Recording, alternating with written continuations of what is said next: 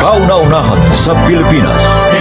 NBC Manila Broadcasting Company. DZRH, member, kapisanan ng mga broadcaster ng Pilipinas. Aba, tulog pa nga si Inay ah. Pero, bakit parang hindi na siya huminga? At ang lamig-lamig ng mga kamay niya. Oh, Diyos ko! Patay na ba si Inay?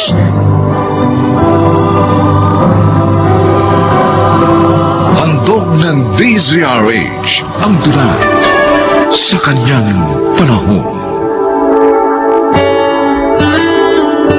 Isang mahalagang konsepto nga ba sa buhay ng tao ang kagandahang loob?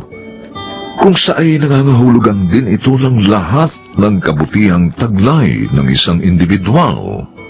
Mga kaibigan, pakinggan natin ang naging karanasan ni Berna sa ating dulang sa kanyang panahon.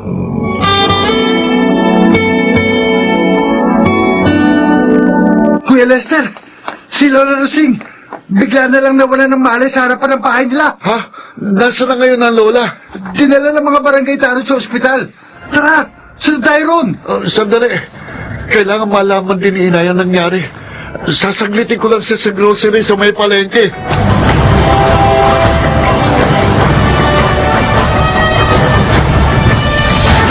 Kumusta na po ang pakiramdam niyo, Nay? Saan ba ako naroroon? Bakit ba kahit saan ako tumingin kulay puti ang paligid, ha, Berna? Nandito po kayo sa ospital. Tumaas po ang presyon niyo. Mabuti na lang at may nagdaang mga tanod ng oras na yun. Kaya naitakbo agad nila kayo dito. Oo nga. Natatandaan ko na. May bibili sana ako sa tindahan kanina. Nabigla na lang ako makaramdam na sobrang alinsangan. Pagkatapos, nagdilim na yung paningin ko. Kung bakit naman kasi po, ayaw pa ninyo pumisan sa amin ng mga apo nyo. Para natitignan namin kayo. Nay, paano kung sa susunod na tumaas na naman ang presyon ng dugo ninyo at walang makakita sa inyo?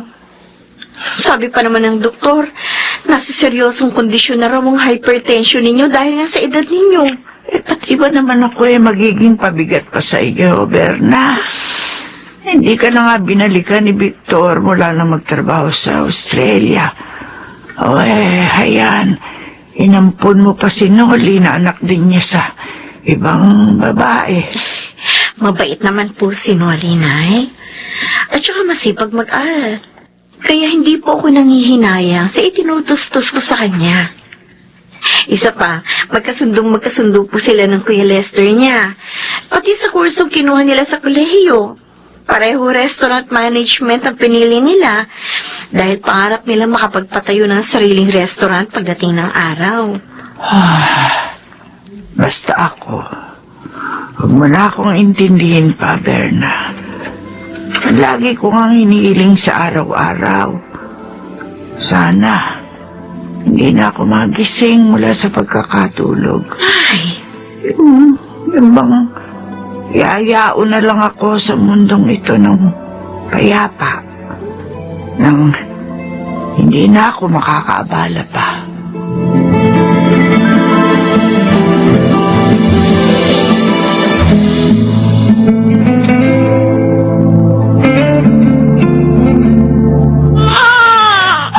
Victor! Bakit sabi ng isang diaper ni baby Di ba ka naririnig? Ano yung cellphone mo dyan? Pindot ka ng pindot. Babae na naman yung kachat mo, no? Ang kumpare kong tanod sa barangay namin ang kausap ko. Ibinalita ang tinakbo nila sa ospital ng nanay ko dahil inatake ng hypertension. Bakit ba kasi nakikipagbalita ang kapag kani-kanino? Kaya ka natutuntun ng kung sino-sino. Nanay ko pinag-uusapan dito. Pati ba naman sa nanay ko hindi ako pwede makibalita? Oo, kahit kanino. Pinutol mo na nga ang komunikasyon ko sa pamilya ko. Ngayon, pati ba naman sa magulang ko?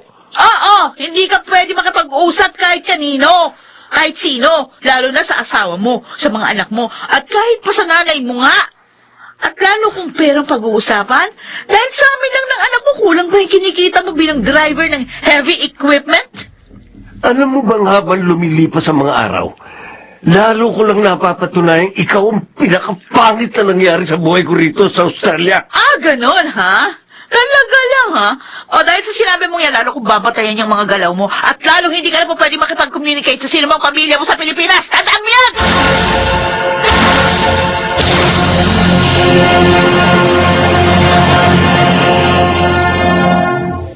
Wow!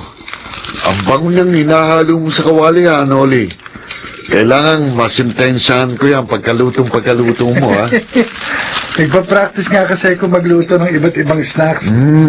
Gaya nga nitong cinnamon popcorn. Kasi nga, yayayain kita magtayo ng snack house. Doon sa bakanting pwesto na nasa gilid ng grocery ni Nanay Berna sa may palengke. Ba, magandang idea yung inaisip mo, ha? Swak nga na gawing snack house yung pwesto mo na yun. Dahil nandun ang mismo magiging market natin. Oh, di ba? Kahit nag-aaral pa tayo, pwede na rin tayo magsimula ng maliit na negosyo ng pagkain. E di kapag nakagraduate na tayo, saka na tayo sumubok ng unti-unti sa pagtatayo ng restaurant. Gaya nga ng pangarap natin. Alam mo, Noli, hanga ako sa'yo. Dinadaig mo ako sa mga pagpaplano sa buhay. Yung bang pinangahawakan mo lagi ang mga layunin mo nang may pag-asa.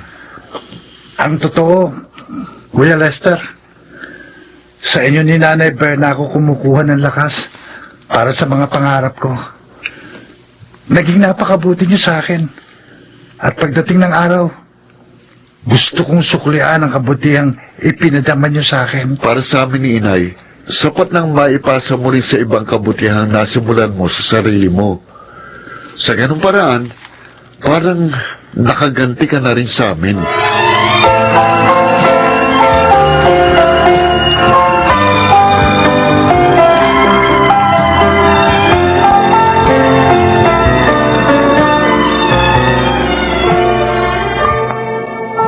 Bakit kaya tanghali na?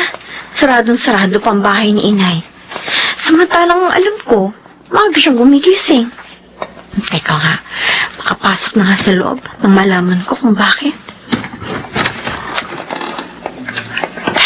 Tahimik ang kabuuan ng bahay. Ah, sa kwarto niya. Baka naroroon nga siya. Apa, tulog pa nga si Inay ah. Pero, bakit parang hindi na siya huminga? At ang lamig-lamig ng mga kamay niya. Oh, Diyos ko! Patay na ba si Inay?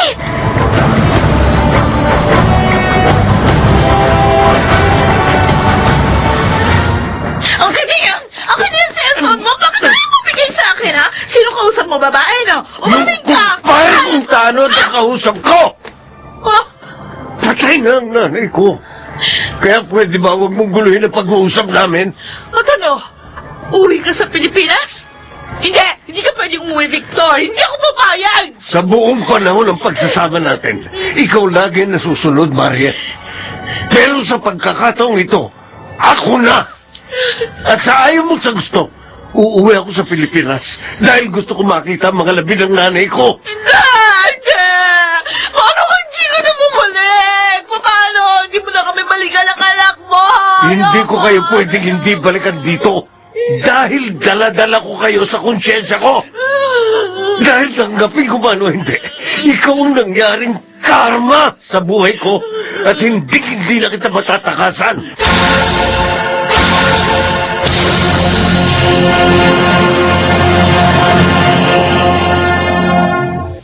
Nangyari ang pinakahiling niya. Namatay siya ng payapa sa kanyang pagtulog. Napakalaki ng pagkukulang ko sa kanya. Marami akong sinayang na pagkakataon. Hindi ko man lang naibalik sa kanya ang pagpapahalagang Inukol niya sa akin sa simula pa lang. Kahit kailan, hindi nabawasan ang pagmamahal niya sa iyo, Victor. Madalas, ikaw pa rin ang laman ng kanyang mga kwento. At ni minsan, hindi ka nawala sa kanyang alaala. Pero ako, Berna,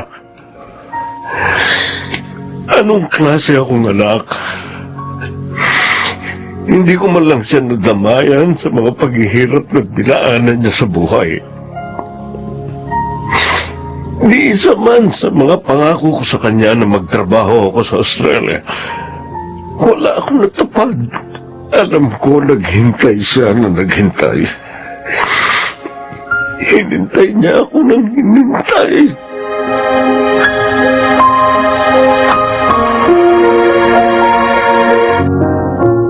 Talaga po bang wala nang pag-asang magkasama pa tayo? Kahit Kung sa amin pong dalawa ni Noli, wala kayong dapat alalahanin, Day. Matagal na namin hinihintay ang inyong pagpapalik. Masakit man aminin na magkalayo-layo tayo. May mga bagay sa buhay ko na nang masira. Hindi ko na kayang buuin. Mga bagay na nang mawala. Hindi ko na kayang hanapin. tutulungan po namin kayo, Tay. Kung gaano man kahaba yung panahon na wala sa atin, pwede pa nating habulin yun.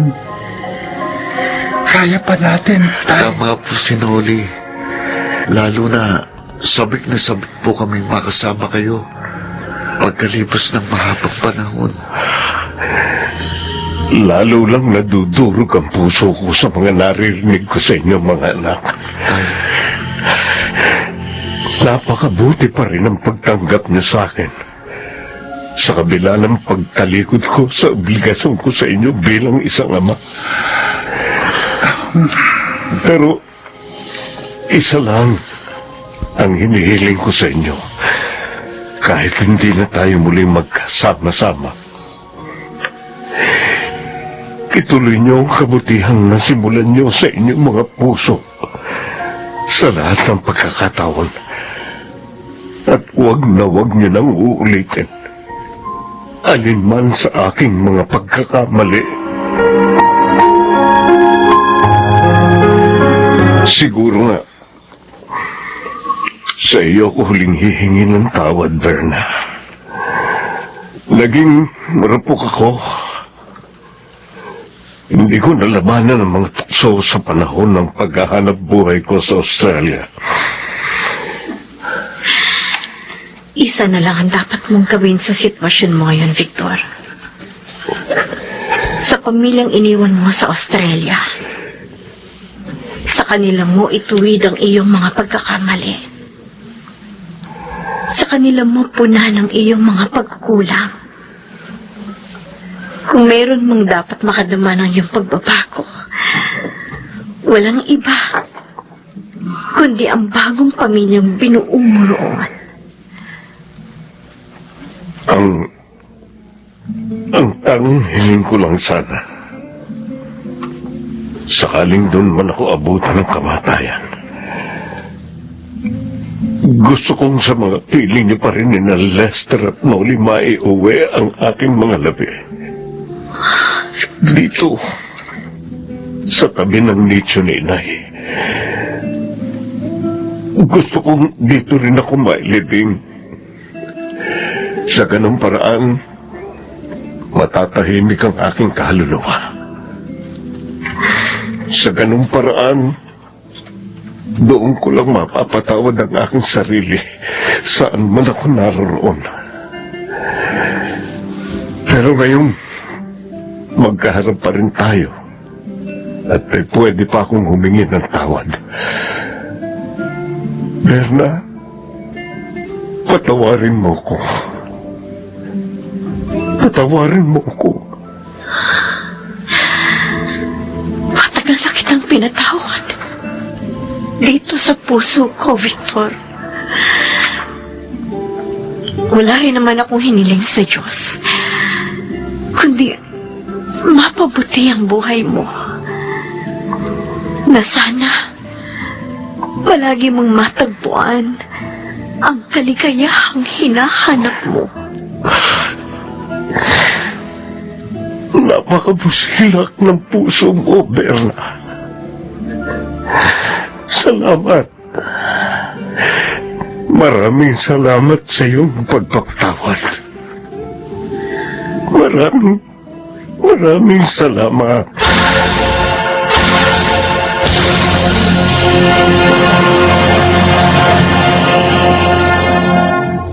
Kahanga-hanga ang pagpapadama ng kabutihang loob na walang hinihinging kapalit at hindi kayang tumbasan ng anupaman. Isang dakila at banal na layuning maihandog natin sa ating kapwa sa kanyang panahon.